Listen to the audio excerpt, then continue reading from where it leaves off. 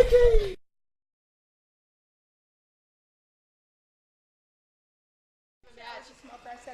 Oh, good. Good for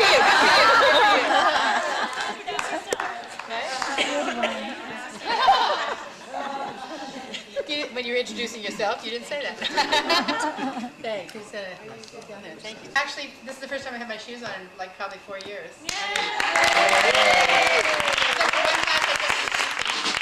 But I cannot let tonight go by without, you know, if I stumble and make a total fool of myself, I'll have to. I just can't let tonight go by without at least acknowledging an incredible person that left us in the last month, and we really want to just sort of have a tribute to him. And realize that not only Gregory, but there are several people that kind of, their memory inspired this whole event that we're doing. It's the people that came before and sort of set the path that made us, you know, made me want to do this and gave me the push and drive to get it going. So, I'd like to start. Did Mark take off? Yeah, he's... Walk out with the child. He went to the bathroom to put their jammies and Oh, brush okay. their teeth. Well, what I'd like to do when he gets back is, I know that most of you have taken class from him today and yesterday and tomorrow, are learning some Gregory steps. But I thought it would be kind of fun for all of us to learn a step. So I asked him to select a step that he could teach us, a real typical Gregory Hines step that he could teach us, and we could all get up here, anybody who wants to, including non-tappers, just get up here and learn a step. It's just going to be a few minutes. We're not going to do a class, but it's just a matter of, like, you know, sort of sharing that moment of learning, a piece of Gregory's repertoire. And then we're going to sort of start talking. I might start because I really don't want to start without him. I didn't realize he was not. Okay. Oh, good. Okay. Yeah. So while he's putting down children and putting on shoes, what I'd like to do is I'll just tell you a little bit about, you know, my very small experience with Gregory. And then afterwards, we're going to ask everybody that has anything they'd like to say and share to get up and to do that. So I just wanted to say that the first time I saw Gregory Hines was in UB, and I hate to even think of when that was. It was like in the 70s or the late 60s or something in New York. I don't even know what year it was, but I had never heard of it before. And I went and saw this tap dance musical because a friend of mine got tickets, and we were like in the third row. And it was amazing, and I couldn't believe that all of these incredible tap dancers were dancing in front of me, and I just like fell totally madly in love. And you know, this guy, and he was like, you know, in those days he was kind of gangly, and he had that, you know, those eyes, and he was kind of like real skinny, and he wasn't working out, he wasn't all buff like he was later on. But I mean, he was just this kind of lanky, and he got up there with his sleepy eyes and just did this tapping, you know, and I was just like, whoa, look at that feet go. So I came back and I was like jabbering all over the place about it to Joan, who was my teacher, Joan. And you know, and she went out and found the recording of the show and stuff, and you know, he started talking about how cool he was. Well, that was it. I didn't hear anything else about him for years, and then all of a sudden he, you know, got kind of real popular. And when we went to see him in San Francisco, where I think it was around the same time this picture was taken, because if I remember correctly, he was kind of wearing the same stuff, looking the same way. He was at Fairmont, and he was dancing at the Fairmont, and we got up there, and they tried to seat us someplace in the back, and Joan, you know, pushed at Michael and kind of went, give him money, give him money. So Michael gave us the money, and they kind of brought us up a little closer, and she goes, give him more money. So he passed some guy another, I don't know what he was passing, I don't know if he was passing dollars or if he was passing tens, but he finally got us up to, you know, ringside, and we were right there, and, you know, we had this great view and had a great show. And on the way out, we're going, God, it'd be great if he'd come over to the studio. And so Joan, who's totally, I mean, Joan had balls, Joan said, well, let's ask him. And she goes to the phone, you know, the house phone, and says, I'd like to have Gregory Hines' room. And, you know, it's like nowadays, it'd be like, are you kidding, 17 security guards would jump out. But you know, they put us through, and she left a message with his wife, who happened to answer, and said, we'd like him to come and do a workshop at our studio. And here's my phone number. And then we figured, okay, yeah, haha, that'll never happen. About 3 days later, you know, she gets this phone call. He says, well, my family's in town, but next week I'm on my own, and I would love to come over, but, you know, somebody has to come get me because I don't have a ride. Not problem. So anyway, yeah, so we did have a workshop there, and it was incredible and wonderful, and he was very gracious and talked to everybody out there. It was the first time that Mark got to meet him too, because he was a little kid at the time, and we took him out of school to come do this workshop. Cut school, Mark. Anyway, I know everybody's got lots of things to share, and now that Mark has his shoes on, I'll stop blabbering away. Yeah, that's a good story. Can you tell more? I want to hear. No, a lot of people have stories. So I'll talk a little bit more about some other. We're going to kind of expand this in a few minutes. But if Mark, if you want to come up and teach a step and then share your experiences, that would be great. Sure. Of course. Good. You guys want to learn a step right now? Everyone, let's get up. All right. I'm going to stay up here and learn this step. That's okay. Won't bother anybody. Oh, more lights. That's nice. So let's learn this step here. This is a step that he was into later on in his career. Like one of the late steps. He might have done it on the Gregory Hines show. He did some variations when we danced for Berkeley at the 4th. But it's this little shove.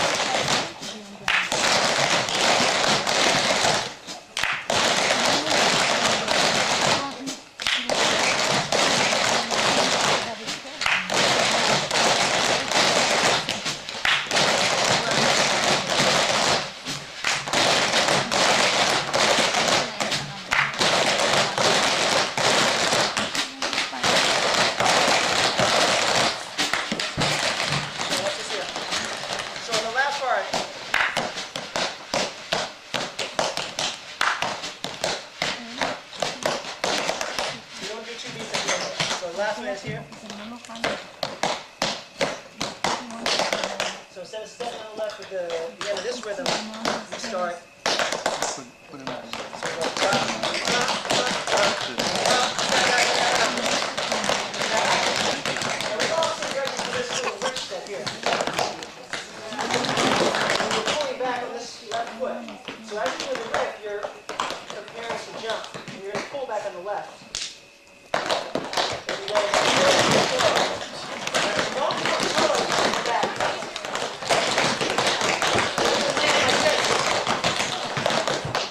So we have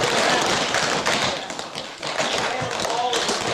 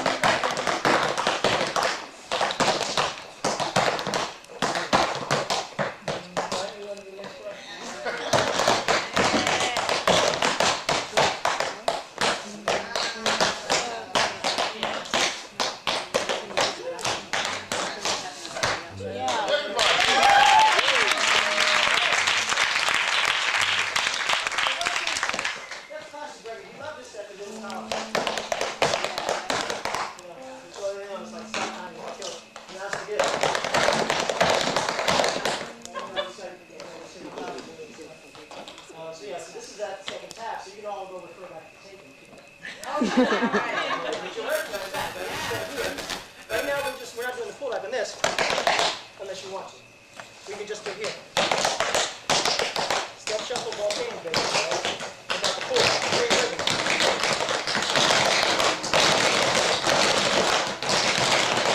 Two times and then the riff. So watch it here. Watch it and then answer me here.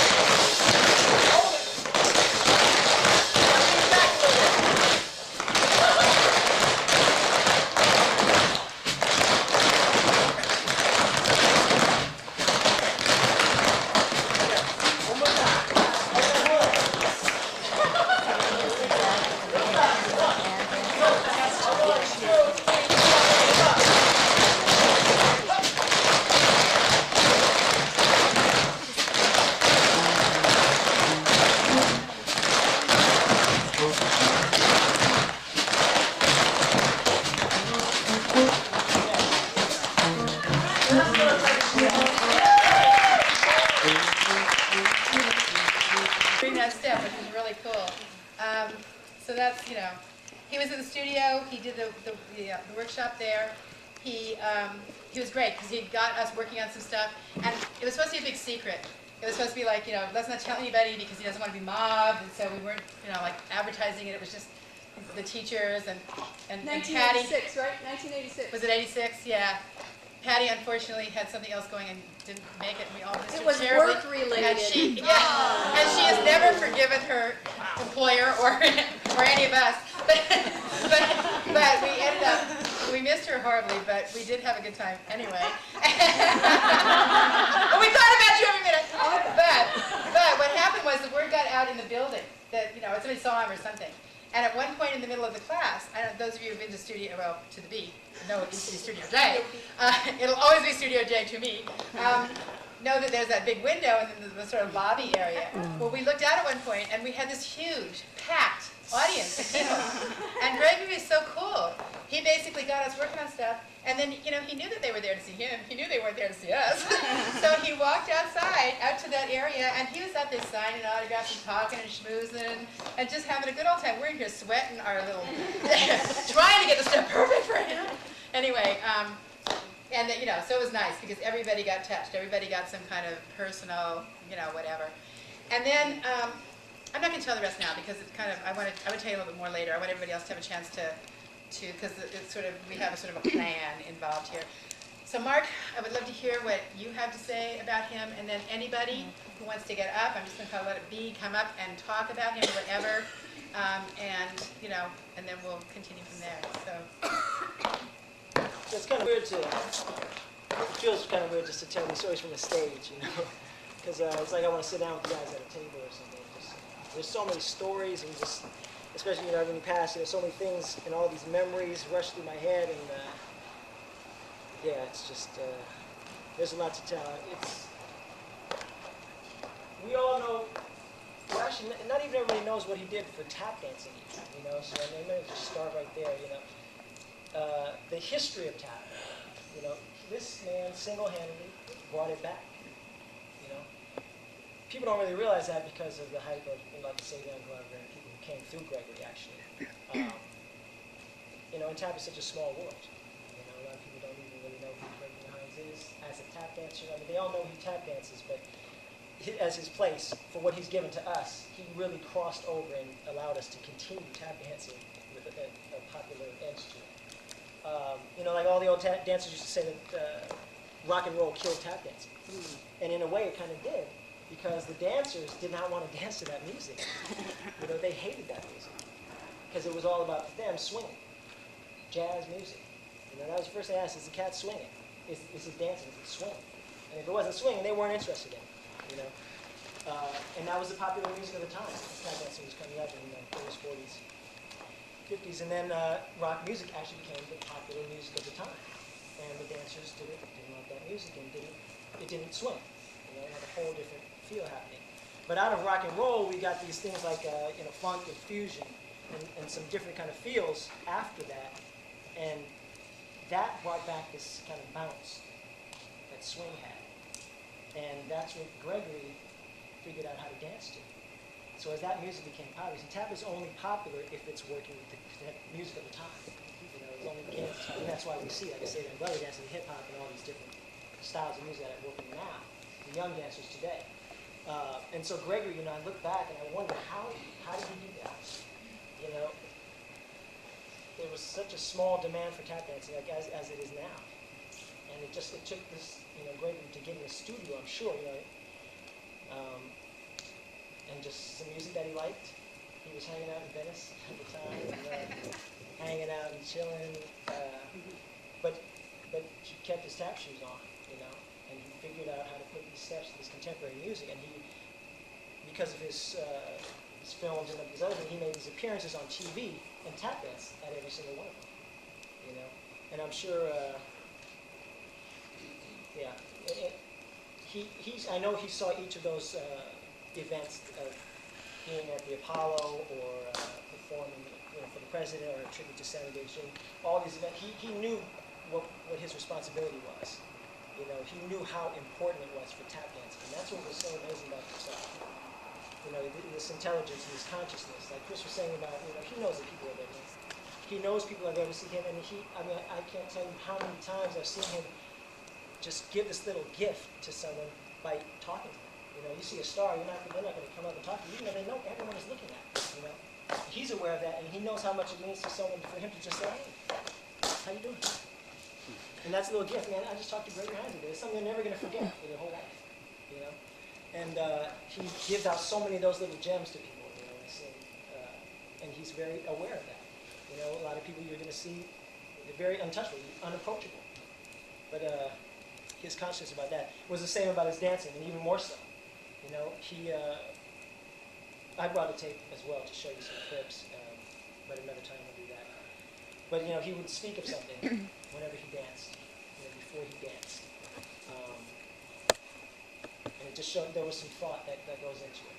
You know, it's not just, he's not out there just doing it for himself. There's a reason, there's something going on behind his dancing. And that intelligence always struck me as, you know, very important. But yeah, he's a little bit like Veronica. He worked out,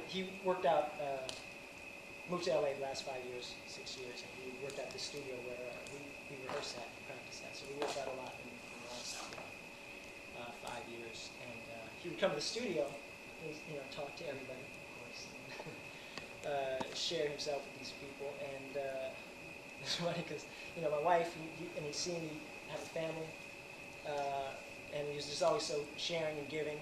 And my wife teaches Pilates at the studio there, and she's always upstairs. He's always asking, "Is your wife here?" She always go and say hello. And it's funny because Pilates is, you know, kind of the exercise. So there's all these producers' wives and Hollywood, you know, people, and Gregory comes in and he's like, "Hey, you know, I'm doing this big old production to say hi," and all these people who, you know, it's just for training. I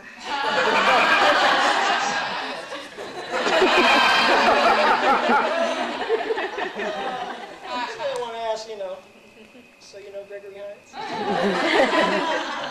And he does that for amusement as well, because he knows that people, you know, it's variety of people are going to be looking and saying, "What's going on?"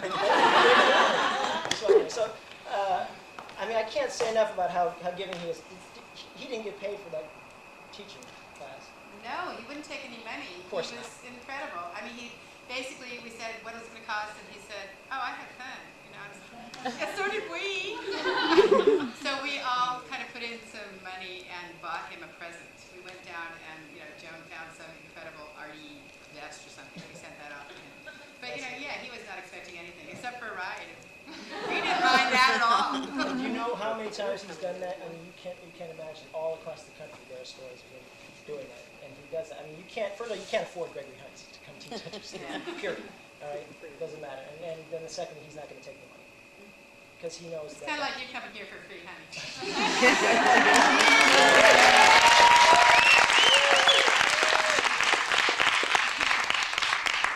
Yeah, I mean, I'm very aware that I look forward to the day where I can do that as well. You know, in that way.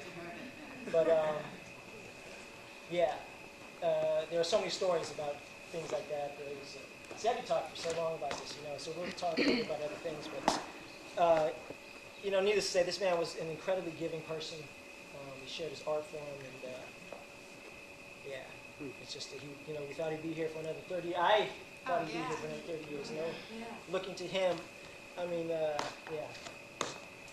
But it was just incredible to have shared so much time with him. When I think back, and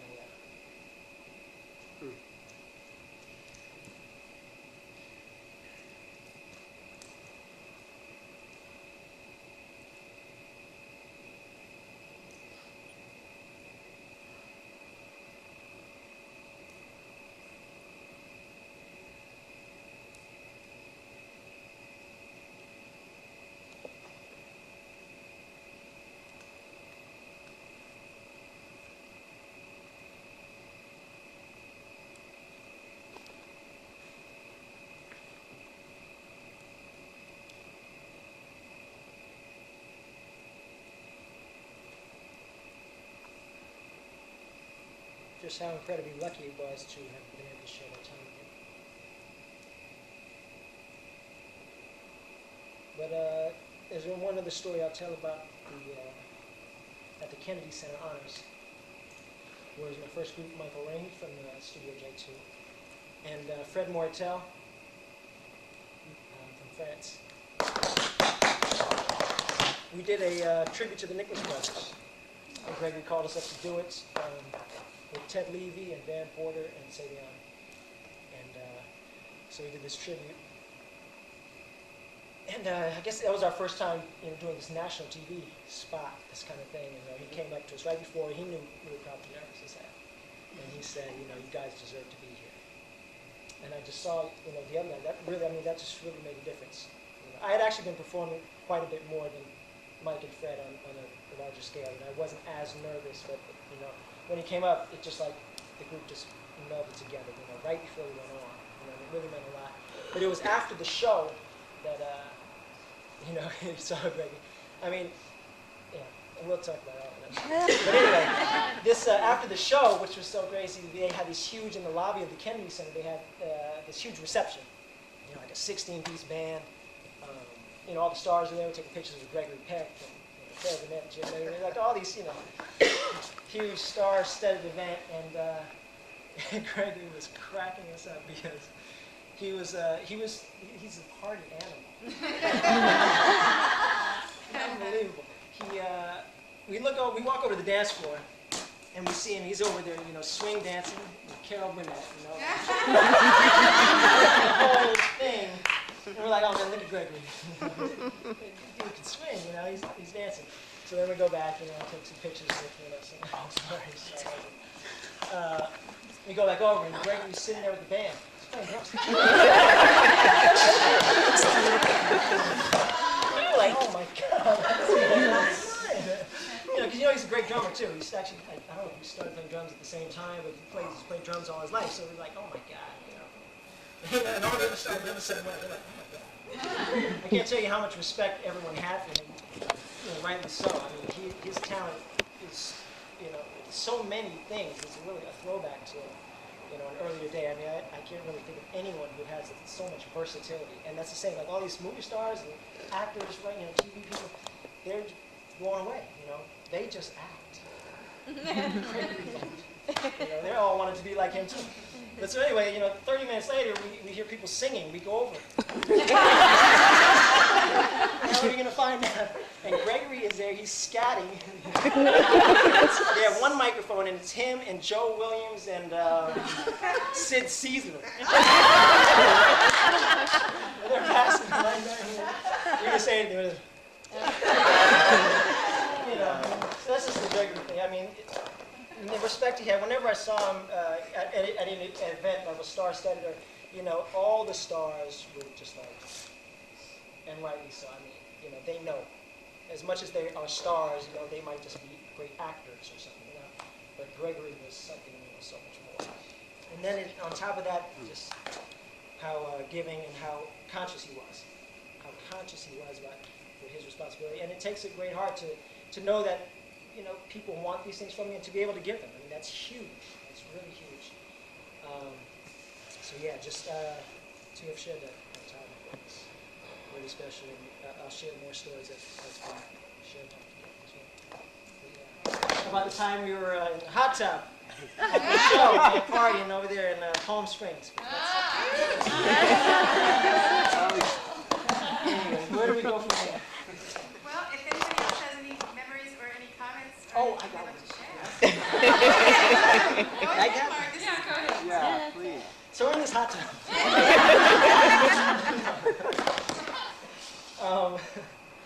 We did a show in Palm Springs, and Gregory had invited everyone. It was the Jazz Tap Ensemble, me, and because it was Gregory, I invited all my friends from LA. And he was like, "Oh, let him go." So we all had this party at his little villa, and I forget where we stayed, but yeah, it was this beautiful place in Palm Springs, and the hot tub, swimming pool was open. He got a whole bunch of food for us, and we were all hanging out there. And, so we got in the hot tub, but then the story, it's not really a funny story. It's an interesting story. The hot tub is just a side fact. But this was the night actually when I was actually able to share something with him, that like how I felt about him actually. And so we were all in there talking, and he was actually telling me that, I think he was about 45. And he was saying how he thought he only had a couple of good years left. He was kind of getting tired, and running out of gas. And we were all like, no. No, I mean, no. Did you see yourself at the Kennedy Center? Yeah, so he was telling us that, and and I just shared with him how we saw him, in hopes that it would kind of rekindle that, let him know his responsibility to us. But yeah, and I was able to share with him, which is, that's so important. And it's like now that he's gone, you wish you shared more. I wish I told him more and other things about how important he was and what he did for me. Those are the kind of things you want to share with people. And to segue, it's kind of weird to segue to 9/11, but it's something on a whole different level for everyone. To remind ourselves. I always think about the people who are on their phones making calls at the last moments there, and it's just so deep because they're calling someone to find out, or not to find out anything. Just they wanted to tell somebody that they love them, and that's really deep because I always believe that at that last moment things really get crystal clear. Mm-hmm. No one's calling to check on their bank accounts or these other things that they do and work so hard to get, and they didn't even want to call and have someone say they love them. They didn't even, you don't really care about that. You want to share and give it out to somebody else because you realize at that moment it's crystal clear that that's the most important thing. And so that's that sharing thing. I try to remember that, and just to say that's as a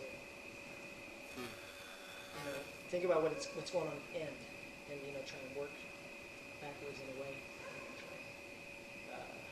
Keep that in our memories because you lose someone you never expect to. It's the same old thing every time. You wish you had shared more. You wish you could have told them again, how much he's meant or how much you love someone. Yes, a huge loss. Huge loss, folks. Yeah, and then now, people look at me and like I'm supposed to do something. Yeah, and I feel a huge responsibility, definitely, because that's how our art form is being passed down. That's how we get it going. So yeah. Thank you.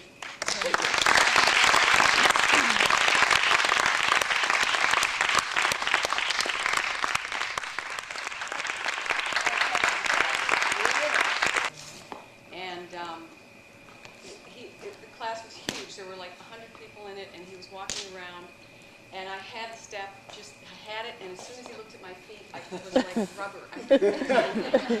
And he had that effect on people. In fact, when the first time the stepsisters performed with him in Marin in 2000, in year 2000, we were so cowed. We hardly spoke to him. We were like, but part of the problem was his staff was so curt, and they thought they were the stars, and Gregory was completely generous and gracious, more than you could have even imagined. And so the second time we performed before he did his show, I said, girls, we got to get a picture with this guy. We got to get a picture. And so we came down from the dressing room. We could hear him rehearse. We waited to hear for him to appear to do his rehearsal, and it was about 5 o'clock. The show was supposed to be 8 o'clock. And so we heard his voice on the monitor, and we went down, and we were like in the wings, and he stops his rehearsal when he sees us in the wings, and he says, and walks over and says, so, how you doing? And I mean, it's like the whole musicians and all being union time, everything. So, how you doing? How's everything? And we chatted a little bit. And then I said, Gregory, we really want to get a picture at some point. And he said, how about right now? So he had one of his crew guys who had been really nasty to us. Josh, He's got this great computer with Gregory. He does look a little thin. But during the rehearsal, the other thing that made me realize, you thought this guy was so incredibly starry, and he was a big star, and he was just so capable and so incredible when you met him. He was just huge, and yet he was so nice to everyone. He was so nice to everyone. And his technician did, I don't know how many of you have seen him, but he does this thing where he'll do a step, and then it'll feed back, so there'll be an echo. So he does the steps, and then you hear it echoing from the theater. So he's trying to get the guy to get it right, and the guy was doing it late. This is Rob. You know Rob? So he was doing sha-da-da-da, sha-da-da-da, sha-da-da-da, sha-da-da-da, sha-da-da-da, and he's going sha-da-da-da, sha-da-da-da, sha-da-da-da, sha-da-da-da. And he didn't get mad. He didn't make him do it until he got it right. He did it until he almost got it right, and then in the show he kind of blew it. But he was just so nice, and he made you feel so good. He made me feel like I was the only person in the world. Yeah. And that's such a great talent. And I have also learned from him, have no fear of anything, and it's been a great gift. So. We're here. Nicole, how many